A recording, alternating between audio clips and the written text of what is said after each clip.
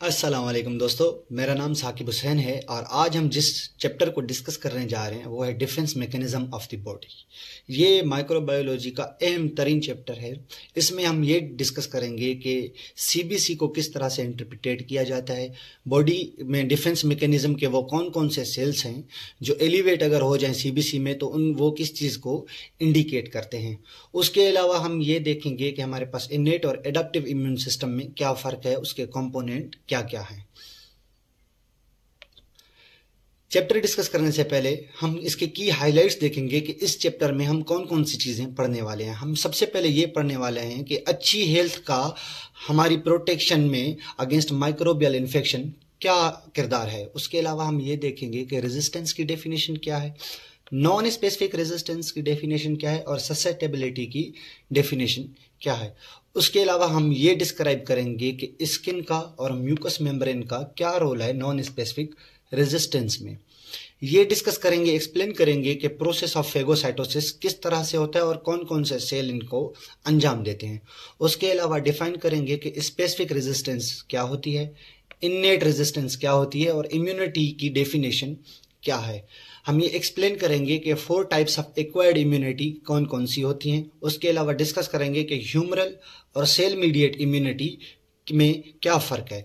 उसके अलावा डिफाइन करेंगे एंटीजन को, एंटीबॉडीज़ को और 5 जो क्लासेस होती हैं मेजर एंटीबॉडीज़ की, उनको कौन कौन सी एंटीबॉडीज़ होती हैं, उनके नाम्स क्या होते हैं, किस तरह से वो एक्ट करती हैं और क्या काम करती हैं और किस हमारे पास इम्यूनिटी में काम करती हैं, वो सब चीज़ें इसमें डिस्कस करेंगे। उसके अलावा मेमोरी का रोल अहम तरीन है हमारे पास, इसको इस तरह से देखेगा कि वैक्सीनेशन हमारे पास जब होती है तो वो किस तरह से काम करती है, सेल कैसे मेमोराइज करते हैं उस स्ट्रक्चर को, तो वो सब चीज़ें इसमें डिस्कस करेंगे।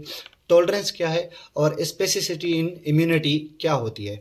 उसके अलावा हम डिस्कस करेंगे, डिस्टिंग्विश करेंगे कि प्राइमरी और सेकेंडरी इम्यून रिस्पॉन्सेस क्या होते हैं, हाइपर सेंसिटिविटी क्या है, डिफरेंशिएट करेंगे डिलेड और इमीडिएट हाइपर सेंसिटिविटी को, इन दोनों में क्या फ़र्क होता है और ये कौन से इम्यून रिस्पॉन्स में आती हैं। तो बिस्मिल्लाह करते हैं। इम्यूनिटी की डेफिनेशन क्या होती है। इम्यूनिटी को आप इस तरह से समझें कि ये हमारी बॉडी की एबिलिटी होती है डिजीज़ से लड़ने के लिए। अगर इंसान में इम्यूनिटी होगी तो वो डिजीज़ को वार्ड ऑफ करने के एबल होगा और प्रोटेक्ट करती है हमें environmental agents such as pollen, chemicals और एनिमल डेंजर से। उसके अलावा इम्यून रिस्पॉन्स क्या होता है, जब हमारे पास डिफेंस मैकेनिज्म के सेल्स, हमारे पास स्किन, म्यूकस और ऑर्गन्स, ये कंप्लीट एक तरह से कोऑर्डिनेट रिस्पॉन्स दें हमारे पास एंटीजन के खिलाफ जो बॉडी में इन्वेड कर रहे हैं, जो बॉडी में डिजीज कॉज करवा रहे हैं, तब हम उस रिस्पॉन्स को क्या कहेंगे, इम्यून रिस्पॉन्स, जो कि कलेक्टिव होता है और कोऑर्डिनेट रिस्पॉन्स होता है। लेक ऑफ इम्यूनिटी क्या होती है, इसकी मिसाल आप इस तरह से ले लें कि जो कैंसर के पेशेंट होते हैं ना, उनमें वो हमारे पास इम्यूनो कॉम्प्रोमाइज्ड होते हैं, उनका इम्यून सिस्टम कॉम्प्रोमाइज्ड होता है जिस वजह से उनको ज़्यादा बीमारियां होने की चांसेस होते हैं। तब हम उस लेक ऑफ इम्यूनिटी को रेफर करते हैं ससेप्टेबिलिटी के लिए। इम्यूनिटी हमारे पास 2 किस्म की होती है, number 1 innate immunity, number 2 adaptive immunity. सबसे पहले कोई भी अगर बॉडी में पैथोजन आ रहा है तो इनेट इम्यूनिटी इन्वॉल्व होगी, उसके बाद एडाप्टिव इम्यूनिटी इन्वॉल्व होगी। अगर इम्यून रिस्पॉन्स इनएडिक्वेट आ जाए, इनएप्रोप्रिएट आ जाए या मिसडायरेक्ट आ जाए तो वो हमारे पास लाइफ थ्रेटनिंग इलनेस को कॉज करवाता है, जिसमें हमारे पास इम्यूनो डेफिशिएंसी आ जाते हैं, ऑटो इम्यून डिसऑर्डर्स आ जाते हैं और हाइपर सेंसिटिविटी रिएक्शंस आ जाते हैं। इम्यून सिस्टम को अगर हम ब्रॉडली देखें तो हम उसको डिफाइन करते हैं या उसको डिवाइड करते हैं 2 चीज़ों में, एक होते हैं ग्रेन्युलोसाइट्स, एक होते हैं ग्रेन्युलोसाइट्स। बायोलॉजी में जब भी ए का वर्ड आए तो अब आप उसको समझिएगा नॉट। अब जो ग्रेन्युलोसाइट्स होते हैं वो 3 किस्म के होते हैं, बेसिक, न्यूट्रोफिल, इजनोफिल और बेजोफिल्स। और जो ए ग्रेन्युलोसाइट्स होते हैं वो होते हैं 2 किस्म के, मोनोसाइट्स और लिम्फोसाइट्स। लिम्फोसाइट्स आगे जाके 2 चीज़ों में डिवाइड होते हैं, एक जाते हैं हमारे पास बी सेल, एक जाते हैं हमारे पास टी सेल्स में। इनको हम आगे फर्दर डिफाइन करेंगे। अगर हम इनेट इम्यूनिटी की बात करें तो एमसीक्यूज पॉइंट ऑफ व्यू से हमेशा ये याद रखिएगा कि ये बाय बर्थ प्रेजेंट होती है, यानी कि ये हमारे पास अपनी माँ से अपने बच्चे को मिलती है इम्यूनिटी डिजीज़ से लड़ने के लिए। उसके अलावा ये अनस्पेसिफिक होती है। अनस्पेसिफिक का मतलब ये होता है कि अगर कोई भी पैथोजन आया, पैथोजन ए है, पैथोजन बी है, पैथोजन सी है, तो ये बिना देखे इन्नेट इम्यूनिटी क्या करेगी, उसको अटैक करेगी। सही है। ये स्पेसिफिक कभी भी नहीं होती। स्पेसिफिक किन चीज़ों को हम कहते हैं, जैसे पोलियो का हमारे पास वायरस है। अब ये पोलियो का वायरस हमारे पास, जब पोलियो के कतरे बच्चे को पिलाए जाते हैं ना, तब वो कतरे क्या करते हैं, बी सेल के जो प्लाज्मा सेल होते हैं ना, अब बी सेल में भी प्लाज्मा सेल होते हैं, एक अलग डेफिनेशन है, ये अलग क्लास है। जो प्लाज्मा सेल होते हैं ना, ये क्या करते हैं, इस पोलियो के वायरस का जो स्ट्रक्चर होता है ना, वो मेमोराइज कर लेते हैं। जब कभी भी पोलियो वायरस हमारी बॉडी में आएगा, हमें पता नहीं होता, लेकिन जो कतरे वैक्सीनेशन के थ्रू दिए हुए होते हैं ना, वो उसको रिकग्नाइज करेंगे और वो स्पेसिफिकली इसको अटैक करेंगे। इन्नेट इम्यून क्या करता है कि वो बिना देखे, बिना सोचे वो अटैक करता है। कोई भी पैथोजन हमारी बॉडी में आया जो डिजीज कॉज करने की एबिलिटी रखता है, तब भी उसको अटैक करेंगे। लेकिन स्पेसिफिक क्या होता है कि वो, या एडाप्टिव इसको कह लें कि एडाप्टिव क्या होता है कि वो हमेशा देख के और स्पेसिफिक रेस्पॉन्स जनरेट करता है। इस तरह से इन चीज़ों को समझेगा। उसके अलावा अगर हम देखें तो इनमें मेमोरी सेल्स नहीं होती, यानी कि इन्नेट इम्यून में कोई मेमोरी वगैरह नहीं होती, ये मेमोराइज नहीं करते। अगर न्यूट्रोफिल्स की बात कर लें तो पोलियो वायरस या कोई भी वायरस देख लें या इन्फ्लुएंजा देख लें, वो बॉडी में हफ्ते में 3 बार इन्वेड करेगा, वो उसको 3 बार अटैक करेंगे। तो क्योंकि उनमें हमारे पास एबिलिटी नहीं होती कि वो उसके इम्यून रिस्पॉन्स की मेमोराइज कर लें या उसकी शक्ल को अपने पास एक कॉपी बना लें, ताकि हमारे पास जब कभी भी वो दोबारा आए तब उसके साथ अटैक कर लें। ये इनके पास एबिलिटी नहीं होती। इन्नेट इम्यूनिटी के हमने बेसिकली दो जो फर्स्ट लाइन ऑफ डिफेंसेस हैं उनमें कवर किया हुआ था। अब ये फर्स्ट लाइन ऑफ डिफेंस क्या है हमारे पास, अब हम इन चीज़ों को थोड़ा सा समझ लेते हैं। इम्यूनिटी को हमने जो है वो 3 लाइन ऑफ डिफेंस में समझा हुआ है, नंबर 1, नंबर 2, नंबर 3। अब नंबर 1 में हमारे पास जो फर्स्ट लाइन है ना, उसमें आ जाती हैं स्किन और म्यूकस मेम्ब्रेन। सही है। नंबर 2 में हमारे पास आ जाती हैं एनके सेल्स, जो नेचुरल किलर सेल्स कहलाते हैं, एनके सेल्स। उसके बाद आ जाती है हमारे पास फेगोसाइटोसिस। उसके बाद हमारे पास आ जाती है इन्फ्लामेशन का प्रोसेस भी सेकंड लाइन ऑफ डिफेंस का पार्ट है। उसके बाद हमारे पास आ जाती है एंटी माइक्रोबियल रेजिस्टेंस, तो एंटी माइक्रोबियल सब्सटेंसेस, जिसमें हमारे पास मेडिसिन वगैरह और ये सारी चीज़ें हो गई।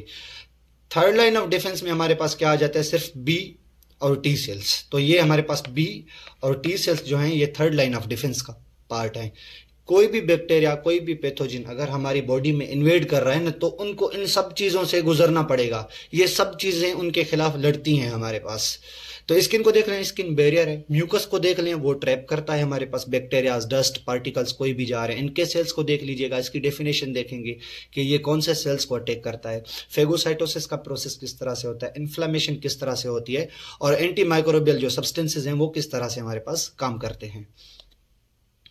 उसके अलावा अगर हम देख लें तो ये हमारे पास इन्नेट इम्यून सिस्टम जो है वो इम्यूनिटी का अर्ली वार्निंग सिस्टम है।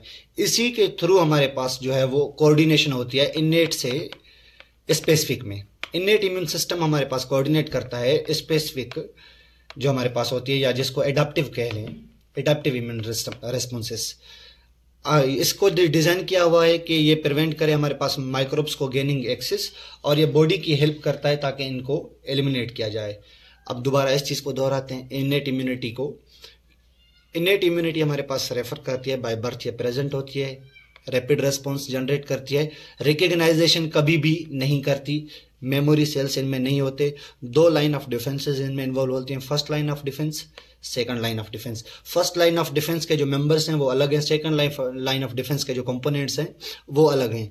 इसका तीसरा काम क्या होगा कि ये इम्यूनिटी का अर्ली वार्निंग सिस्टम है। ये हमारे पास कनेक्टिंग पॉइंट है, इस तरह से समझ लें कि इन्नेट इम्यूनिटी और एडाप्टिव इम्यूनिटी का। जब इन्नेट इम्यूनिटी के बस की बात नहीं होगी तभी हमारे पास क्या करेगा, एडाप्टिव इम्यूनिटी को इन्वॉल्व करेगा, बी और टी सेल्स को, और एंटीबॉडीज आएंगी और वो उसे वार्ड ऑफ करने की कोशिश करेंगी पैथोजन को। एडाप्टिव इम्यूनिटी क्या होती है, इसको हमेशा एग्जाम पॉइंट ऑफ व्यू से भी याद रखिए और अपनी जनरल अंडरस्टैंडिंग के लिए भी। स्पेसिफिक रेस्पॉन्स होगा और स्पेसिफिक माइक्रोब्स के लिए, जैसे मैंने आपको पीछे भी समझाया कि अगर पोलियो वायरस है जिसकी वैक्सीनेशन हमने ली हुई है, तो बी सेल के जो प्लाज्मा सेल होंगे उनके पास उनका स्ट्रक्चर मौजूद है, तो वो क्या करेंगे, एंटीबॉडीज उनके खिलाफ बनाएंगे और उसी पोलियो वायरस को ही खत्म करेंगे। दूसरा कोई भी अगर बैक्टीरिया होगा या कोई भी वायरस होगा उसके लिए जनरेट नहीं होंगी ये। तो इसको हम इस तरह से याद रखते हैं कि स्पेसिफिक रेस्पॉन्स होता है और स्पेसिफिक माइक्रोब्स के लिए होता है। कभी एक्टिवेट हो जाता है जब ब्रीच करता है माइक्रोब हमारे पास इननेट इम्यूनिटी डिफेंसेस को। दो लाइन ऑफ डिफेंसेस जब ये माइक्रोब ब्रीच करके आता है तब एडेप्टिव इम्यूनिटी हमारे पास एक्टिव होती है और उस स्पेसिफिक पैथोजन के खिलाफ लड़ने की कोशिश करती है। इनेट इम्यूनिटी हमारे पास फर्स्ट थी, तो एडेप्टिव इम्यूनिटी हमारे पास स्लो रेस्पॉन्स जनरेट करवाती है। इनके पास अहम तरीन बात यह है कि मेमोरी कंपोनेंट मौजूद होता है। कौन से सेल के किसके पार्ट के पास मौजूद होता है, बी सेल के प्लाज्मा सेल्स के पास मौजूद होता है। एडेप्टिव इम्यूनिटी में कौन कौन सी चीजें इन्वॉल्व होती है हमारे पास, दो चीजें basically. Number 1 T cells, number 2 B cells. अब इन दोनों को मिला के हम कहते हैं लिम्फोसाइट्स। और बी सेल और टी सेल को हम क्या कहते हैं, बी सेल और टी सेल ही इनको कहा जाता है, या टी और बी सेल कहा जाता है। लिम्फोसाइट और ल्यूकोसाइट्स में काफी सारे बच्चे जो हैं वो कंफ्यूज हो जाते हैं। अगर हम लिम्फो की बात कर रहे हैं ना, तो मतलब बी और टी सेल की बात कर रहे हैं। अगर हम ल्यूकोसाइट की बात कर रहे हैं ना, ल्यूको का मतलब होता है WBC, तो ल्यूको में सब आ जाते हैं हमारे पास, लिम्फो में सिर्फ 2 आ जाते हैं, बी और टी सेल। ल्यूकोसाइट्स कह लें या WBC कह लें, इसमें सब क्लासेस आ जाती है, तो इनमें कभी भी कंफ्यूज नहीं होइएगा। उसके अलावा adaptive immunity is responsible formation of third line of defence, जो हमने पीछे डिस्कस की। इसमें होता यह है कि इसमें रिलीज ऑफ एंटीबायोटिक्स और एंटीबॉडीज होता है, या जिन्हें हम इम्यूनोग्लोबुलिन्स कहते हैं, जो 5 किस्म की होती हैं, तो वो आगे डिस्कस करेंगे। कंपोनेंट ऑफ इम्यून रिस्पॉन्सेस क्या हैं? फर्स्ट लाइन में हम देख लें तो स्किन होती है, म्यूकस मेम्ब्रेन होती है और नॉर्मल फ्लोरा होता है। नॉर्मल फ्लोरा हमने अभी तक डिस्कस नहीं किया, इसको हम डिस्कस करेंगे कि ये हमारी बॉडी में बेनिफिशियल बैक्टीरिया जो हैं वो मौजूद होते हैं। इनका काम ये होता है कि जब कभी भी कोई पैथोजन बैक्टीरिया आता है तो उसके खिलाफ लड़ने में हमारी बॉडी की मदद करते हैं। सेकंड लाइन ऑफ डिफेंस में हमारे पास क्या आ जाता है, इन्नेट इम्यून सेल्स आ जाते हैं। कौन कौन से होते हैं वो भी डिस्कस करते हैं। इन्फ्लेमेशन आ जाती है, कंप्लीमेंट प्रोटीन सिस्टम आ जाते हैं और एंटी माइक्रोबियल सब्सटेंसेज आ जाते हैं। अगर थर्ड लाइन ऑफ डिफेंस की बात करें तो इसमें हमारे पास कौन कौन से इन्वॉल्व होते हैं, बी और टी सेल्स, जिन्हें हम लिम्फोसाइट्स कलेक्टिवली कहते हैं, हेल्पर टी सेल और किलर टी सेल। अब ये टी सेल की 2 टाइप होती हैं, हेल्पर टी सेल और किलर टी सेल, तो इसको भी हम आगे डिस्कस करेंगे। इन्नेट इम्यूनिटी और एडेप्टिव इम्यूनिटी में दोनों में फ़र्क क्या होता है? इन्नेट इम्यूनिटी हमारे पास नॉन स्पेसिफिक होती है, रैपिड रेस्पॉन्स करती है। एडेप्टिव इम्यूनिटी हमारे पास डिलेड होती है और स्पेसिफिक होती है। और इनके पास जो है वो मेमोरी सेल्स नहीं होते, इनके पास मेमोरी सेल्स होते हैं। इनका काम ये होता है सिर्फ डिजीज़ को कंट्रोल करना, ताकि वो डिजीज़ आगे ना फैले। जब इनकी बस की बात नहीं होती तब हमारे पास इन्वॉल्व होती है एडेप्टिव इम्यूनिटी। वो क्या करती है, इन्फेक्शन को क्लियर करती है, यानी कि बॉडी से वर्ड ऑफ करती है, वो उसे कंट्रोल नहीं करती, बिल्कुल ख़त्म करती है। अब देखते हैं कि ये जो हमने इतनी बात की कि ये सेल्स किस तरह से बनते हैं और ये हैं क्या, किस तरह से काम करते हैं। बोन मैरो में मौजूद होते हैं प्लूरिपोटेंट स्टेम सेल्स। वो आगे 2 जो सेल्स हैं उनमें कन्वर्ट होते हैं। एक होते हैं लिम्फॉइड स्टेम सेल्स, एक होते हैं मेलोइड स्टेम सेल्स। मेलोइड स्टेम सेल्स का काम यह होता है कि वो ग्रेन्यूलर ल्यूकोसाइट्स बनाते हैं। ग्रेन्यूल्स का मतलब यह है कि उनके न्यूक्लियस के अंदर या उनके साइटोप्लाज्म के अंदर ग्रेन्यूल्स मौजूद होंगे। लिम्फॉइड स्टेम सेल्स का क्या होता है, काम होता है, ये ए ग्रेन्यूल ल्यूकोसाइट्स बनाते हैं। ये भी WBCs हैं, ये भी WBCs हैं। अब लिम्फॉइड की अगर हम बात कर लें तो ये 4 किस्म के बनाते हैं, monocytes, T cells, B cells और NK सेल्स। अब बी सेल आगे जो है कन्वर्ट होते हैं हमारे पास प्लाज्मा सेल्स में। मोनोसाइट्स की अगर हम बात कर लें तो ये 2 चीज़ों में आगे जाके डिफ्रेंशिएट करते हैं, मैक्रोफेजेस और डेंड्राइटिक सेल्स में। मेलोइड स्टेम सेल्स की बात कर लें तो सबसे पहले neutrophils, basophils, eosinophils, mast cell, megakaryocytes convert होंगे आगे प्लेटलेट्स की फॉर्मेशन के लिए, और एरेथ्रोसाइट्स। एरेथ्रोसाइट्स में कभी भी न्यूक्लियस नहीं होता, ये याद कर लीजिएगा। और ये जो प्रोसेस होगा इनको बनाने का, इस प्रोसेस को हम कहेंगे हेमेटोपोइसिस। सही है। अब बात करते हैं ग्रेन्यूलोसाइट्स की कि ग्रेन्यूलोसाइट्स क्या हैं और किस तरह से काम करते हैं। ग्रेन्यूलोसाइट्स हमने इस वजह से नाम दिया है क्योंकि इनके साइटोप्लाज्म या न्यूक्लियस के अंदर ग्रेन्यूल्स मौजूद होते हैं।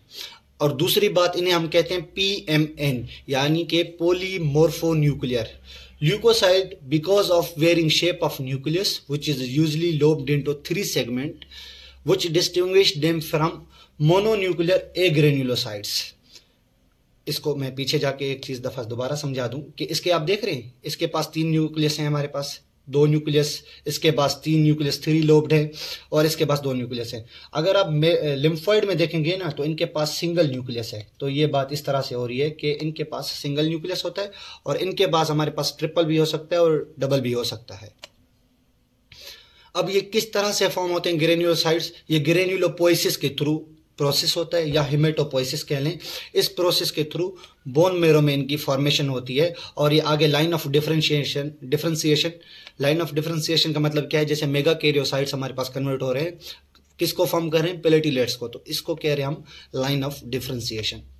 अगर हम ग्रेन्यूल्स की बात करें तो इसमें पहले से पहला जो सेल्स आता है वो आता है न्यूट्रोफिल्स। ये वो वाहिद सेल है, अगर हमारे पास ए बी कोई भी पैथोजन बॉडी में एंटर होगा तो सबसे पहले जो फर्स्ट लाइन ऑफ डिफेंस, या इसको कह ले इनेट इम्यूनिटी का जो कंपोनेंट होगा ना, वो न्यूट्रोफिल से होगा जो इसको अटैक करेगा।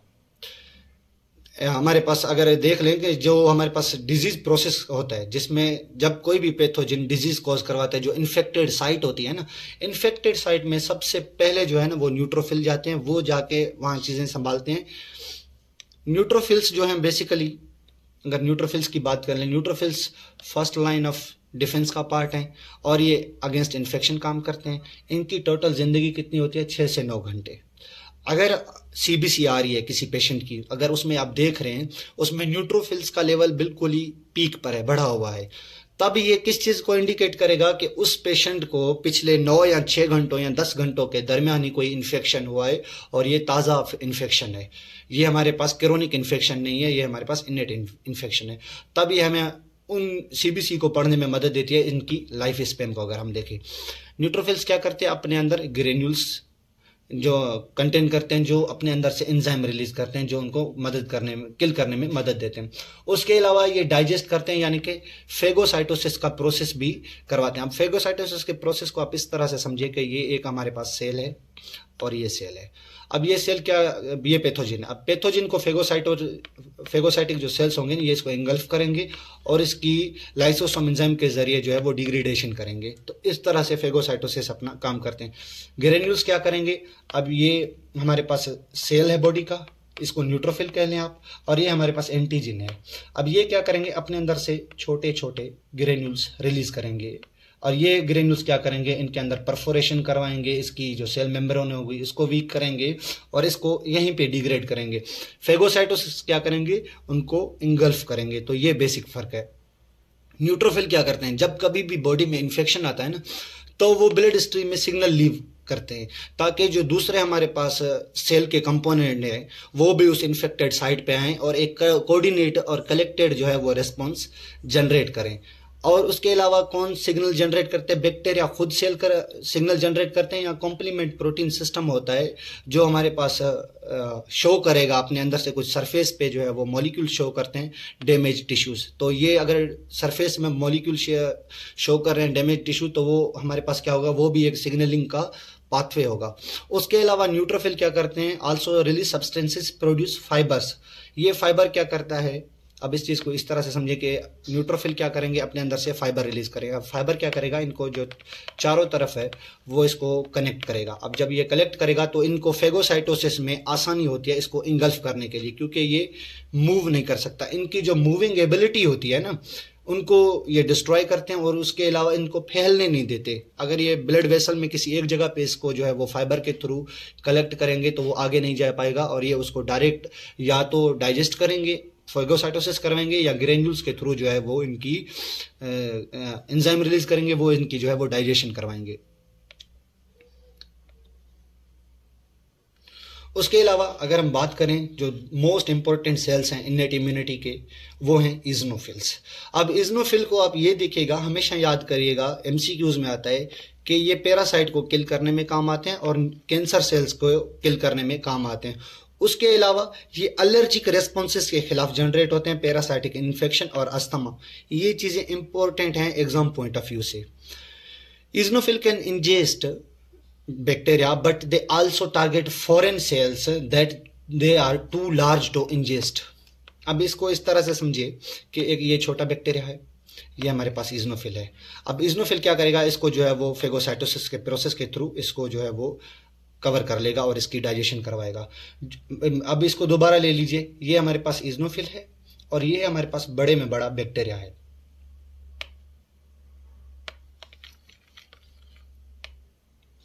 अब ये इजनोफिल है और ये हमारे पास, अब इसको इजनोफिल कह लें, ये बैक्टीरिया है। अब इजनोफिल छोटा है और बैक्टीरिया बड़ा है हमारे पास साइज में, या माइक्रोब्स कह लें। तब ये क्या करेगा कि इसको इंजेस्ट नहीं कर सकता, फेगोसाइटोसिस इसकी नहीं करवा सकता। तब ये क्या करता है, अपने अंदर से एंजाइम रिलीज करता है ग्रेन्यूल के थ्रू। अब ये ग्रेन्यूल क्या करते हैं, उनको जो है वो उनकी जो सेल वाल होती है उनको डैमेज करते हैं और उनको वहीं पे वहीं जो है वो बस्ट करवाते हैं। इस तरह से ये काम करते हैं। बेसिक चीज़ें इजनोफिल में याद करने की क्या है, इनकी लाइफ स्पेन कितनी है, 2 to 5 डेज। सीबीसी में अगर इजनोफिल की लेवल आप बढ़ी हुई आ रही है तो ये इंडिकेट करती है कि इस पेशेंट को जो इन्फेक्शन है वो पिछले 2 या 5 दिनों से है। अगर इसके अलावा अगर एमसीक्यूज में आ जाए वो कौन से ग्रेन्यूल्स हैं या WBCs हैं, ल्यूकोसाइट्स हैं जो पैरासाइट को किल करते हैं, तो वो भी इजनोफिल हैं। उसके अलावा अगर हम ये देख लें कि वो कौन से सेल हैं जो कैंसर सेल के खिलाफ लड़ते हैं, तो वो भी इजनोफिल हैं। अगर उसके खिलाफ एमसीक्यूज आ जाए तो एलर्जीज के खिलाफ, पैरासाइटिक इन्फेक्शन और अस्थमा के खिलाफ भी हमारे पास इजनोफिल ही लड़ते हैं जो कि ब्लड स्ट्रीम में घूमते हैं। उसके अलावा बेजोफिल्स, बेजोफिल का सबसे पहले आप ये कॉन्सेप्ट याद कीजिएगा कि बेजोफिल्स हमारे पास, इनका दूसरा नाम भी है, ये हमेशा एग्जाम में पूछा जाता है। बेजोफिल को हम मास्ट सेल भी कहते हैं और बेजोफिल्स भी कहते हैं। मास्ट सेल तब कहते हैं जब ये हमारे पास डिस्ट्रीब्यूटेड हुए होते हैं कनेक्टिव टिश्यूज में। जब ये बेजोफिल्स ब्लड स्ट्रीम में घूम रहे होते हैं तब इन्हें हम बेजोफिल्स ही कहते हैं। जब ये बेजोफिल्स कनेक्टिव टिश्यूज में पाए जाते हैं तब हम इनका नाम चेंज करके इनको मास्ट सेल कहते हैं। बेजोफिल क्या करते हैं, ना तो ये इंजेस्ट का, बेजोफिल हमारे पास इंजेस्ट कभी भी नहीं करते। ये क्या करते हैं, अपने अंदर से ग्रेन्यूल्स के थ्रू हिस्टामिन और हेपरिन रिलीज करते हैं। ये क्या कराती हैं कि उस जगह जो इन्फेक्टेड होती है वहां पे एलर्जिक रिएक्शन जनरेट करवाती हैं। अब जब किसी भी पेशेंट का आप देखा होगा ना कि उसको एलर्जी हो रही है, जो उस जगह पे जो रेडनेस वगैरह होती है ना, कॉज की हुई होती है ब्लड की वजह से, तब वो क्यों की हुई होती है, क्योंकि उसमें बेजोफिल्स की इन्वॉल्वमेंट होती है, वो अपने अंदर से हिस्टामिन और हेपरिन रिलीज कर रहे होते हैं। When basophil encounter all allergens, they release histamine, which increase blood flow to damaged tissue, resulting in swelling and inflammation. तो जब कभी किसी को भी अगर माखी वगैरह ने जो है वो कांटा होगा, डंक मारा होगा, तो वहां पे जो है वो स्वेलिंग हो जाती है, इन्फ्लेमेशन हो जाती है, तो वो कौन करवाते हैं, इजनोफिल करवाते हैं। और वो क्यों करवाते हैं, क्योंकि वो उस डंक के थ्रू वो अपने अंदर से टॉक्सिन रिलीज करते हैं, उस टॉक्सिन की वजह से। Basophil also produce chemokines and cytokines, ये दोनों हमारे पास इन्फ्लामेटरी मीडिएटर्स हैं जिनको हम आगे डिस्कस करेंगे। Neutrophils and eosinophils to the site of infection. अब ये क्या करते हैं कि अपने अंदर से कीमोकाइन और साइटोकाइन रिलीज करते हैं जो इन्फ्लेमेटरी मीडिएटर हैं। ये क्या करते हैं, अट्रैक्ट करते हैं न्यूट्रोफिल और इजनोफिल को एक इन्फेक्शन साइज पे। इसको इस तरह से समझिए, ये हमारे पास बेजोफिल है। अब बेजोफिल क्या करेगा, अपने अंदर से जो है वो कीमोकाइन या साइटोकाइन दोनों रिलीज करेगा। ये दोनों क्या करेंगे, इस इन्फेक्टेड साइट पे जो है ना वो क्या करेंगे, अट्रैक्ट करेंगे न्यूट्रोफिल्स और बेजोफिल्स को। जब ये न्यूट्रोफिल बेजोफिल्स इस जगह पे आएंगे तब ये अपने अंदर से भी केमिकल रिलीज करेगा और एक कोऑर्डिनेट रेस्पॉन्स के थ्रू इस इन्फेक्टेड साइट में जो बैक्टीरिया पैथोजिन होंगे ना उनको वार्ड ऑफ करने की कोशिश करेगा। उसके अलावा अगर हम ए ग्रेन्युलोसाइट्स की बात करें, ए ग्रेन्युलोसाइट्स हमें यही समझ आ रहा है पहली बात तो ये, इनके अंदर न्यूक्लियस तो मौजूद होगा लेकिन छोटे छोटे ग्रेन्यूल्स मौजूद नहीं होते। अब ए ग्रेन्युलोसाइट्स हमारे पास क्या होते हैं, हमेशा मोनोन्यूक्लियर ल्यूकोसाइट होते हैं। मोनोन्यूक्लियर का मतलब क्या है कि इनके अंदर एक न्यूक्लियस होगा और ये second type of major leukocytes हैं। दूसरे नंबर पे हमारे पास मेजर ल्यूकोसाइट्स आती हैं। इनमें ए का मतलब सीधी सी बात एब्सेंस ऑफ ग्रेन्यूल्स होगी और इनके जो न्यूक्लियस होंगे वो हमेशा लार्ज होंगे। उसके अलावा the two types of a granulocytes into blood circulation are monocytes, जो हमारे पास आगे कन्वर्ट होंगे मैक्रोफेजेस में और डेंड्राइटिक सेल्स में। लिम्फोसाइट्स कन्वर्ट हो रहे हैं बी और टी सेल्स में। और natural killer cell, natural killer cell का बड़ा ही अजीब मैकेनिज्म ऑफ एक्शन है। ये अपनी बॉडी के खिलाफ ही सेलों के खिलाफ लड़ते हैं, वो सेल्स जो वायरस इन्फेक्टेड होते हैं हमारे पास। और ये टोटल बनाते हैं ल्यूकोसाइट्स का 35%। एग्रेन्युलोसाइट्स में सबसे पहले आ जाते हैं मोनोसाइट्स। अगर आपसे पूछा जाए एमसीक्यूज में कि सबसे लार्जेस्ट डब्ल्यूबीसी कौन सा है, तब आप आंखें बंद करके मोनोसाइट्स लगाइएगा। ये एक्टिवली मोटाइल होते हैं, ये खुद चलते हैं, मतलब एक्टिवली मोटाइल होते हैं। अगर कोई भी इन्फेक्टेड साइट होगी कि वो ये वहां पर मोटाइल के जरिए, मतलब घूमने के जरिए ये वहां पे जाएंगे। फेगोसाइटिक इन नेचर होगी। फेगोसाइटोसिस का हमने डिस्कस कर लिएगा, फेगोसाइटोसिस का प्रोसेस क्या होता है। इनकी जो लाइफ स्पैन है ये 24 घंटे होती है। Some circulate in blood while other migrate into tissue where they develop into macrophages and dendritic cells। इस कॉन्सेप्ट को इस तरह से याद कीजिएगा, अगर मोनोसाइट्स हमारे पास ब्लड में घूमेंगे तब इन्हें हम मोनोसाइट्स कहेंगे, सही है। अगर ये टिश्यूज में माइग्रेट कर जाएंगे तो इनको दो टाइप्स में डिवाइड कर रहे हैं हम लोग, डेंड्राइटिक सेल्स और मैक्रोफेजेस में। Both type of cell produce cytokines interleukin 1 which enhance the production of activated T and B cell। T और B सेल हमेशा एक्टिवेटेड नहीं होते, इनको जो है वो एक्टिवेट करने का भी मैकेनिज्म होता है। तो वो जो इंटरल्यूकिन 1 है वो उनको जाके एक्टिवेट करेगा B और T लिम्फोसाइट्स को। तो इसकी मुराद ये हुई कि हमारे पास जो इनेट इम्यूनिटी और एडाप्टिव इम्यूनिटी के दरमियान जो पुल है, जो एक्टिवेट कर रहा है एडाप्टिव इम्यूनिटी को, वो कौन है? मोनोसाइट है। किसके थ्रू? इंटरल्यूकिन 1 के थ्रू। सही हो गया। जब ये रिलीज करेगा तो बी और टी सेल जो होंगे वो एक्टिवेट होंगे और वो इन्वॉल्व होंगे हमारे पास उस बैक्टीरिया या उस माइक्रोब्स को, डिजीज को वार्ड ऑफ करने के लिए। तब अगर आपसे पूछा जाए कि इन दोनों को बी इनेट और एडाप्टिव इम्यूनिटी को जो है वो जगाने के लिए या उनको एक्टिवेट करने के लिए कौन से सेल इन्वॉल्व होते हैं, तो मोनोसाइट्स हैं वो हमेशा। मोनोसाइट्स के बारे में दोबारा रिपीट करता हूँ, largest in nature, motile, phagocytic in nature. अगर ये ब्लड में घूम रहे होंगे तो इनको मोनोसाइट कहेंगे। अगर ये टिश्यूज में माइग्रेट करेंगे तब ये दो चीज़ों में डिवाइड होते हैं, मैक्रोफेजेस और डेंड्राइटिक सेल्स में। अपने अंदर से ये दोनों रिलीज करते हैं साइटोकाइंस, जो हमारे पास एक्टिवेट करते हैं एडाप्टिव इम्यूनिटी को। और एडाप्टिव इम्यूनिटी के कौन से सेल्स हैं? बी और टी सेल्स। मोनोसाइट्स के मोनोसाइट मैक्रोफेज सिस्टम, इसको हम रेटिकुलो एंडोथेलियल सिस्टम भी कहते हैं, which is a part of integral immune system consisting of various phagocytic cells in different location in body. अगर मैक्रोफेजेस, हम स्पेसिफिक बात करें मैक्रोफेजेस की, जो मोनोसाइट की टाइप है। अब अगर मोनोसाइट टिश्यू में गया तब हम उसको मैक्रोफेज या डेंड्राइटिक सेल कहेंगे। अब हम मैक्रोफेज की बात करें।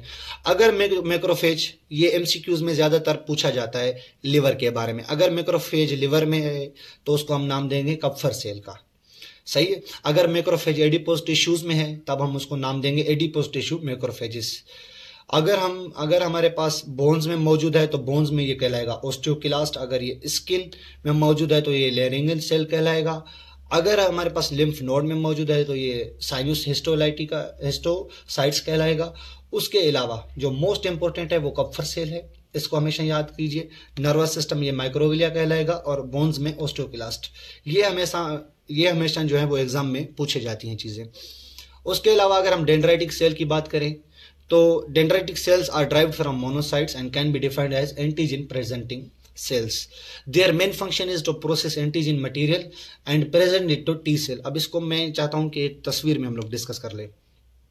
ये एंटीजन है, ये एंटीजन बॉडी में आई, टिश्यूज में गई, सही है। अब टिश्यूज में कौन मौजूद है? Dendritic cell. एंटीजन हमारे पास वो हर चीज उसको कहते हैं जो बॉडी में हमारे पास एक्सटीरियर यानी कि बॉडी के खुद का इंटीग्रल पार्ट नहीं है, बाहर से आई है और वो डिजीज कॉज करवा रही है। ये एंटीजन इसको इंगल्फ करेंगे डेंड्राइटिक सेल, लाइसोसोम एंजाइम के थ्रू इसको क्या करेंगे? डिग्रेड करेंगे, सही है। अब डिग्रेड करने के बाद ये क्या करेंगे? MHC क्लास 2 प्रोटीन की सरफेस के ऊपर मौजूद होती हैं, ये क्या करेंगे? वहां पर इसको प्रेजेंट करेंगे। अब जब ये प्रेजेंट करेंगे ना, तब टी सेल्स क्या करेंगे? टी हेल्पर सेल्स, ये इसकी एग्जाम्पल क्लास है। हेल्पर टी सेल क्या करेंगे कि इस एग्जाम्पल को लेंगे और क्या करेंगे कि साइटोटॉक्सिक टी सेल्स के थ्रू क्या करेंगे कि एक इम्यून रिस्पॉन्स जनरेट करवाएंगे। मैं चाहता हूं कि इसको एक थोड़ा सा आपको ओवरव्यू दे दूं। टी सेल जो होते हैं ना, इनको हम बेसिकली दो में कन्वर्ट करते हैं। एक होते हैं साइटोटॉक्सिक टी सेल, एक होते हैं हेल्पर टी सेल, सही है। अब साइटोटॉक्सिक टी सेल का काम क्या होता है कि ये लड़ते हैं हमेशा, वो टी सेल्स जो हमेशा डिजीज के खिलाफ लड़ते हैं, पैथोजन को अटैक करेंगे। हेल्पर टी सेल क्या करेंगे? हमारे पास बी लिम्फोसाइट्स पे जाके बाइंड करेंगे। कौन से हिस्से पे? उनके प्लाज्मा सेल्स पे। ये क्या करेंगे, जो वो सैंपल लिया था ना, वो सैंपल एक तो इनकी कॉपीज बना के एक तो इनको साइटोटॉक्सिक टी सेल को देंगे, एक हेल्पर टी सेल को देंगे। अब हेल्पर टी सेल क्या करेगा कि ये प्लाज्मा सेल्स के साथ बाइंड करेगा और प्लाज्मा सेल्स को कहेगा कि इनके खिलाफ जो है वो एंटीबॉडीज बनाओ आप। जब प्लाज्मा सेल इनके खिलाफ एंटीबॉडीज बनाएगी तो ये एंटीबॉडीज क्या करेंगी, जब जब जहां कहीं भी इनको ये पैथोजन मिलेगा उनको बाइंड करेंगी और उनकी फेगोसाइटोसिस करवाएंगी। साइटोटॉक्सिक को जहां पर भी ये स्पेसिफिक माइक्रोब मिलेगा तब ये क्या करेंगे, उसकी फेगोसाइटोसिस करवाएंगे और उसे किल करने की कोशिश करेंगे। तो इस तरह से हमारे पास ये मैकेनिज्म ऑफ एक्शन होता है। यहां से जाने के बाद T cell helper T cell ने ले लिया। अब इसका काम क्या होगा कि ये साइटोटॉक्सिक टी सेल को भी एक्टिवेट करेगी और हमारे पास बी लिम्फोसाइट के जो प्लाज्मा सेल हो गए उनको एक्टिवेट करेगी, उन्हें भी सैंपल देगी और इससे भी सैंपल देगी। उन्हें सैंपल इसलिए देगी क्योंकि एंटीबॉडीज बनानी है और इन्हें सैंपल इसलिए देगी ताकि ये डिजीज को वार्ड आउट कर सकें। उसके अलावा अगर हम ए ग्रेन्युलोसाइट्स की बात करें जिसमें हमारे पास लिम्फोसाइट्स आ जाते हैं मेजर, 18 से 42% के बिटवीन होते हैं। ये सर्कुलेट करते हैं ब्लड में। कितने किस्म के होते हैं? एनके सेल, टी सेल और B cell. Lymphocytes are similar than monocytes and are in greater proportion to the lymphoid tissue. ये हमारे पास लिम्फ नोड में हमेशा ज्यादा जो है वो क्वांटिटी में पाए जाते हैं। उसके अलावा they develop from the pluripotent stem cells in the red bone marrow and they are involved in critical function of innate and adaptive immunity. इनके सेल्स की बात करें तो in natural killer cells do not attack invading microbes directly, however they kill cells of the body that have been infected by viruses. अब इसको इस तरह से देखते हैं। एक छोटा सा कॉन्सेप्ट है। ये हमारी बॉडी का एक सेल है। इस सेल को क्या किया कि वायरस ने इन्फेक्ट कर दिया। सही है। अब वायरस ने जैसे इसको इन्फेक्ट किया, ये अपने सरफेस पे कुछ प्रोटीन्स शो करेगा जिसे हम MHC प्रोटीन कहते हैं। सही है। अब ये जब ये MHC प्रोटीन शो करेगा तब हमारे पास ये ऐसे समझे कि एंटीजन रिप्रेजेंटिंग प्रोटीन्स हैं जो नेचुरल किलर सेल होंगे, ये ब्लड में सर्कुलेट कर रहे होंगे। अब जब ये ब्लड में सर्कुलेट कर रहे होंगे तब ये देखेंगे कि यार इसने तो MHC प्रोटीन शो की हुई, यानी कि ये तो वायरल इन्फेक्टेड सेल है। तब ये क्या करेगा, अपनी ही बॉडी के जो वायरल इन्फेक्टेड सेल होते हैं ना उनको वार्ड ऑफ करेगा, यानी कि उनको खत्म करेगा। इनके सेल का हमेशा काम होता है अपनी बॉडी के जो वायरल इन्फेक्टेड सेल होते हैं ना उनको खत्म करना, ना कि पैथोजन के खिलाफ लड़ना। ये एक कॉन्सेप्ट है, इसको हमेशा याद रखिएगा। उसके अलावा ये काम किस तरह से करते हैं, दे किल द, इस तरह से समझें इसको। ये आगे तस्वीर भी दी हुई है अच्छे तरीके से। इनके सेल है, इनके सेल ने क्या किया कि एक सेल को आइडेंटिफाई किया कि ये हमारे पास वायरल इन्फेक्टेड सेल है। इनके सेल पहले क्या करेगा, अपने अंदर से परफोरिन रिलीज करेगा। ये क्या करेंगी, इनके अंदर होल करेंगी। जब ये होल हो जाएगा तो दोबारा ये अपने अंदर से एंजाइम रिलीज करेंगे जिसे हम ग्रे एंजाइम कहते हैं। ये ग्रे एंजाइम्स इसके अंदर जाएंगे और इसके जो एंजाइमेटिक रिएक्शंस हो रहे होते हैं ना, इसकी ATP बन रही होती है, इनके काफ़ी सारे एंजाइमेटिक रिएक्शन हो रहे होते हैं, इनको जाके स्टॉप करेगा। जब ये स्टॉप करेगा तो सेल्स जो है वो ख़त्म हो जाएगा, यानी कि एपोप्टोसिस की शक्ल अख्तियार कर लेगा क्योंकि खुद बॉडी का सेल है हमारे पास। इस एपोप्टोसिस किए हुए सेल्स को जब ये डाई हो जाएगा, मैक्रोफेजेस आएंगे हमारे पास और इसे इंगल्फ करके डिस्ट्रॉय कर देंगे। ये प्रोसेस इस तरह से काम करता है। उसके अलावा एंटीजेंस क्या होती हैं, अब आते हैं हम अपनी बेसिक चीज़ों की तरफ। एंटीजन क्या होते हैं, हर वो चीज़ जो बॉडी में बाहर की तरफ से आ रही है और उसमें ये एबिलिटी है कि वो डिजीज कॉज करवा सके, तब हम उसे कहेंगे एंटीजन। एंटीजन का दूसरा नाम भी हमेशा पूछा जाता है, इन्हें हम कहते हैं इम्यूनोजेंस। पेपर में कभी कभी एंटीजन के नाम से दिया जाता है, कभी कभी इम्यूनोजेंस के नाम से भी दिया जाता है। These foreign molecules are recognized by receptor on immune cells or antibodies or immunoglobulins. अब क्या होता है कि जब कोई भी एंटीजन आएगी ना, उसके सरफेस के ऊपर कुछ रिसेप्टर्स मॉलिक्यूल्स मौजूद होते हैं जिन्हें हम क्या कहते हैं, पैम्प्स। ये आगे हम डिस्कस कर रहे हैं, पैम्प्स। अब इन पैम्प्स को रिकग्नाइज कौन करेगा, हमारी बॉडी के सेल्स। अब उनकी सेल्स के ऊपर भी कुछ मौजूद होते हैं जिन्हें हम कहते हैं PPR। सही है, तो ये भी मौजूद होते हैं। अब ये क्या करेंगे, इनको रिकग्नाइज करेंगे, एंटीबॉडीज भी इनको रिकग्नाइज करेंगी और इन्हें वार्ड ऑफ करने की कोशिश करेंगी। एंटीजन कौन कौन से हो सकते हैं, बैक्टीरिया, फंगी, वायरसेस, प्रोटोजोआ और पैरासाइट्स। और non microbial agents such as plant pollens, poison ivy resin, insect venom or transplanted organs, can also act as antigen.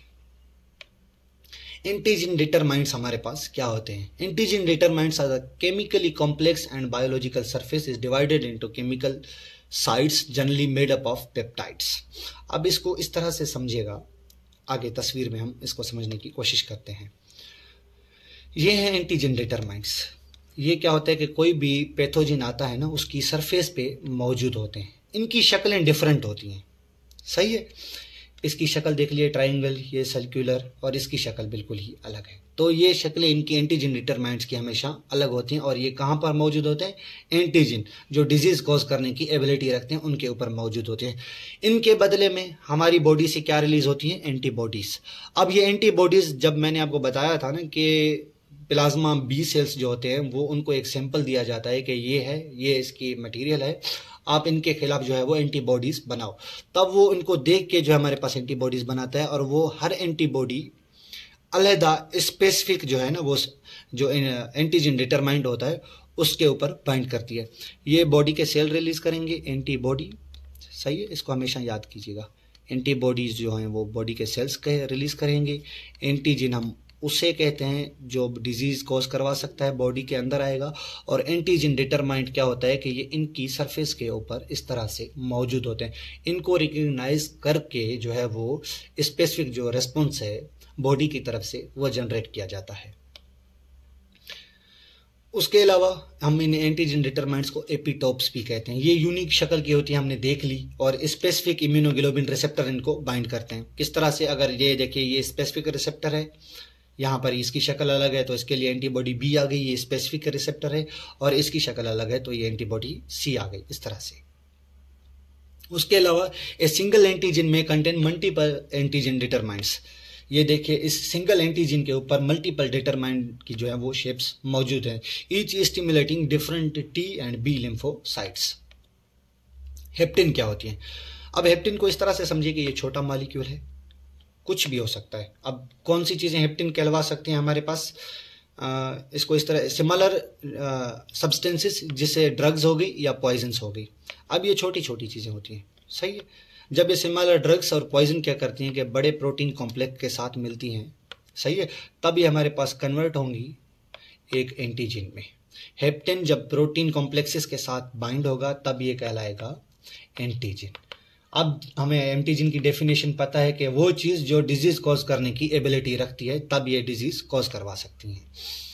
Are usually unable to stimulate an adequate immune response themselves. छोटे छोटे जो ये molecules हैं ये खुद कुछ नहीं कर सकते. जब तक ये हमारे पास लार्जर प्रोटीन मॉलिक्यूल के साथ ना मिलें तब हम इनको कहते हैं antigens. The protein act as a carrier molecule for haptens to form antigenic hapten carrier complexes. In some cases, molecules when ingested or inhaled combine with biological proteins, penicillin, form large complexes that act as that they can generate a potential harmful immune allergic response, जिसे हम anaphylaxis कहते हैं. अब इसको इस तरह से समझिए कि कोई भी पेशेंट है, उसको एम्पिसिलिन का इंजेक्शन दिया गया. एम्पिसिलिन इंजेक्शन यानी कि हमारे पास क्या है कि वो एंटीबॉडीज हैं. अब क्या करेंगी कि ये हेप्टेन्स हमारे पास लार्जर कॉम्प्लेक्स के साथ मिली. अगर ये लार्जर कॉम्प्लेक्स के साथ मिली तब ये बनाएंगे हमारे पास एंटीजन. अब ये एंटीजन क्या करेगा कि एक इम्यून रिस्पॉन्स हाईली एक्टिवेट करेगा. जब ये हाईली एक्टिवेट करेगा, किसी पेशेंट को आपने रिएक्शन इंजेक्शन का देखा है ना, तो उस इंजेक्शन के रिएक्शन को हम नाम दे रहे होते हैं एनाफाइलैक्सिस का. सही है. जो हाईली सीवियर होता है, इसमें बंदे की जान भी जा सकती है, ऑर्गन फेलियर भी हो सकते हैं, बहुत सारी चीज़ों का खतरा होता है. फेगोसाइटिक ल्यूकोसाइट कौन कौन से होते हैं हमने डिस्कस कर लिया कि neutrophils are the early responding cell of innate immunity. Macrophages are part of monocytic phagocytic system. During an inflammation response, the monocyte leave the blood vessel, transform into tissue macrophage. कौन कौन से tissue macrophage में convert होता है हमारे पास? दो में. हमारे पास किस में कन्वर्ट होगा? टिश्यू मैक्रोफेजेस में. कौन कौन से होते हैं? एक होते हैं मैक्रोफेजेस, एक होते हैं डेंड्राइटिक सेल्स. मोनोसाइट की बात हो रही है. Phagocytes bacteria, damage cells and tissue debris, इन चीज़ों को हटाने के इनका काम होता है. Both neutrophils and macrophages are equipped with recognition receptors, phagocytic potential and antimicrobial properties. Macrophages initiate adaptive immunity, activate lymphocyte, and remove antibody aggregates and destroy virus infected cells or tumor cells. Tumour cell को कौन infect करता है हमारे पास, आपको पता है. अब ये पैथोजन रिकग्नाइजेशन रिसेप्टर्स क्या होते हैं? The ability of any leukocyte to participate in innate immune depend on first recognising the invader. अगर किसी भी पैथोजन को अटैक करना है, ल्यूकोसाइट का पहले सबसे काम ये होता है कि वो उस पैथोजन या उस जो हमारे पास एंटीबॉडी है, एंटीजन है, उसको रिकग्नाइज करें. The leukocyte contain receptor which bind to antimicrobial and first target microbes subsequently binding their complementary membrane receptors. कहने का मतलब यहाँ पे ये हो रहा है कि जब हमारे पास ये सेल्स है ना, इनके ऊपर कौन मौजूद होगा? पैम्प्स. एंटीजन के ऊपर हमेशा मौजूद होता है पैम्प्स, और इनके ऊपर मौजूद कौन से होंगे? सही है, एंटीजन रिप्रेजेंटिंग सेल्स. सही है. अब ये दो किस्म के होते हैं. एक में कहलाते हैं हमारे पास ऑप्सनाइजेशन का प्रोसेस होता है, और वो किस में होता है? हमारे पास एडाप्टिव इम्यूनिटी में होता है. जब ये दोनों आपस में मिलेंगे, सही है, तब हमारे पास एक इम्यून रिस्पॉन्स जनरेट होगा. ये इसको रिकग्नाइज करेंगे एज अ एंटीजन. अगर ये इनके ऊपर सरफेस पे ये एंटीजन रिप्रेजेंटिंग सेल्स नहीं होंगे, तब ये इनको कभी भी रिकग्नाइज नहीं कर पाएंगे. The impact of microbial binding to the leukocyte membrane receptor is cell activation, phagocytosis and subsequent killing of microorganisms. The key families of pattern recognition receptors, जिन्हें हम PRRS के नाम से जानते हैं, involve in innate immune include toll like receptors और opsonisation. जो टॉलराइक receptors होंगे ये हमेशा किस में इन्वॉल्व होंगे? इनेट इम्यूनिटी में. जो ऑप्सनाइजेशन होंगे, ऑप्सोनिन्स होंगे, ये किस में इन्वॉल्व होंगे? हमारे पास हमेशा किस में इन्वॉल्व होंगे? हमारे पास एडाप्टिव इम्यूनिटी में. इनको इस तरह से हमेशा याद कीजिएगा. अगर हम पैटर्न रिकग्नाइजेशन की बात करें तो इसमें हमारे पास होता यह है कि ल्यूकोसाइट्स के ऊपर हमारे पास क्या मौजूद होते हैं? हमारे पास पैटर्न रिकग्नाइजेशन रिसेप्टर्स, जिसे हम क्या कहते हैं? PRR. सही है. और इनकी कौन सी फैमिली होगी हमारे पास? Toll like receptors. सही है. टॉल लाइक रिसेप्टर्स हमारे पास इनकी सरफेस के ऊपर ऐसे इस तरह से मौजूद होते हैं, और जो इन्वेडर आएगा, जो एंटीजन होगी, उनकी सरफेस के ऊपर कौन से मौजूद होंगे? पैम्प्स नाम के साथ. सही है. इन्हें हम कहते हैं पैम्प्स. सही है. जब ये आपस में दोनों बाइंड होंगे, एक्टिवेट होगा हमारे पास क्या? Immune response. जब ये इम्यून रेस्पॉन्स एक्टिवेट होगा तो यहाँ से सेल जो सिग्नलिंग का प्रोसेस होता है ना, हमने जैसे पीछे पढ़ा, वो सेल सिग्नलिंग का प्रोसेस इस तरह से शुरू होता है कि जब हमारे पास टॉलराइक रिसेप्टर इनेट इम्यूनिटी में के जो सेल्स होते हैं उनमें मौजूद होते हैं, और पेम्प्स मौजूद होता है हमारे पास किन की सरफेस पे? एंटीजन पे. जब ये दोनों आपस में बाइंड होते हैं तो सेल सिग्नलिंग का प्रोसेस होता है. जब ये सेल सिग्नलिंग का प्रोसेस होगा तो वो अट्रैक्ट करेगा हमारे पास बाकी सारे जो इम्यून सिस्टम के सेल्स होंगे, उनको अट्रैक्ट करेगा, और यहाँ पे क्या करवाएगा? हमारे पास एक्यूट इन्फ्लेमेशन करवाएगा. तो ये इस तरह से हमारे पास काम करता है. अब इसकी हम डेफिनेशन देख लेते हैं. The host leukocyte contain sensor which recognise broad structural motifs on invaders. सही है. Called PRR which include toll like receptors. सही है. The pattern are receptor present on the surface of pathogen are designated as PAMPs. जो pathogen की surface पे मौजूद होंगे उन्हें पैम्प्स कहेंगे. जो सेल्स इनेट इम्यूनिटी के वालों में मौजूद होंगे उन्हें हम कहेंगे टॉलराइक रिसेप्टर. ये इसकी टाइप है, ये सब स्पेसिफिक टाइप मौजूद होगी. Human inherit A limited number of approximately 100,000 of germline genes for PRR that effectively recognize major group of microbes. ये टॉलराइक रिसेप्टर्स की या हम PRR की देख लें तो तकरीबन 1000 क्लासेज है. उनमें हम टॉलराइक रिसेप्टर की खाली बात करें और दूसरा किसकी बात करें? ऑप्सनाइजेशन की बात करें. The binding of pathogen to PRR on leukocyte initiate the signalling event, lead to innate immunity and the tissue changes associate with acute inflammation. अगर हम टॉलराइक रिसेप्टर की बात करें, the major pathogen sensor important in innate immunity include the family of PPR called toll like receptors. It was first discovered in the species of Drosophila. Since then, 11 different type of TLR have been identified in mammals. अगर आपको टॉलरैक receptors की पूछा जाए तो ये first किस में discover हुआ? ड्रोसोफिलिया में, सही है। उसके अलावा which are membrane spanning integral proteins. The TLR are expressed on the many different cell types which participate in innate immunity, include endothelial cells, neutrophils, macrophages, dendritic cells और NK cells. इन सब के ऊपर मौजूद होता है TLR, टॉलरैक रिसेप्टर, जो वो bind होंगे एंटीजन के कौन से पैम्प के साथ, तब ये सेल सिग्नलिंग का प्रोसेस शुरू होगा और वहां पे एक्यूट इन्फ्लेमेशन का प्रोसेस शुरू होगा। तो ये इस तरह से हमारे पास मौजूद होते हैं, इस तरह से सेल सरफेस के ऊपर, इन सेल के ऊपर। अगर ऑप्सोनिन की बात करें, opsonin belongs to the family of PPR, हमें पता है। इनका काम क्या होता है? ये tagging microorganism for phagocytosis. They are commonly found and produced by the complement system protein IgG और IgM। ये दोनों एंटीबॉडीज होती हैं कॉम्प्लीमेंट सिस्टम की, जो इन्हें प्रोड्यूस करती हैं, किनको? ऑप्सोनिन को। The coating of microbes is called opsonization and the coating material are opsonins which are protein in nature. The opsonin after binding to the microbes then activate the phagocytic ability of leukocyte to digest the incoming foreign pathogens. तो ये इस तरह से हमारे पास काम करती हैं। ये आप देख लीजिएगा, जब ये पैम्प्स होगा, ये कौन होगा हमारे पास? ऑप्सोनिन। जब ये इनको बाइंड करेंगी तब क्या होगा कि ये ऑप्सोनाइजेशन का प्रोसेस कराएंगे, इनको कवर करेंगी और ये फेगोसाइटोसिस का प्रोसेस स्टार्ट हो जाएगा।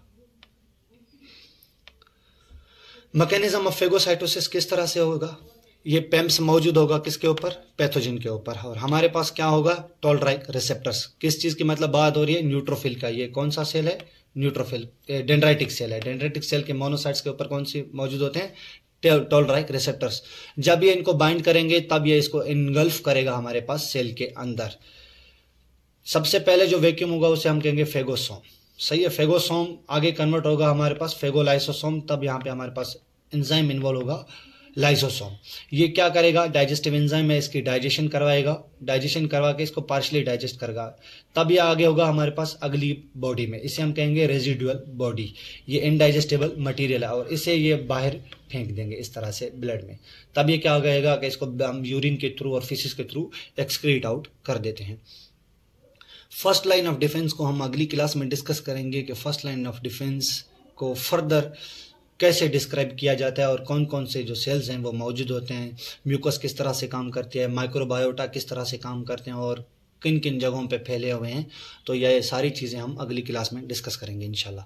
तब तक के लिए अल्लाह हाफिज़। अगर आपको कोई भी चीज़ समझ नहीं आई, कुछ भी आपको मुश्किल लग रहा है, तो मैं इस के वीडियो के डिस्क्रिप्शन में जो है वो व्हाट्सएप ग्रुप भी दे दूंगा, आप उसमें ज्वाइन हो जाएगा। वहाँ पे आपकी पर्सनल गाइडेंस की जाएगी इंशाल्लाह। Thank you so much for your precious time. अल्लाह हाफिज़।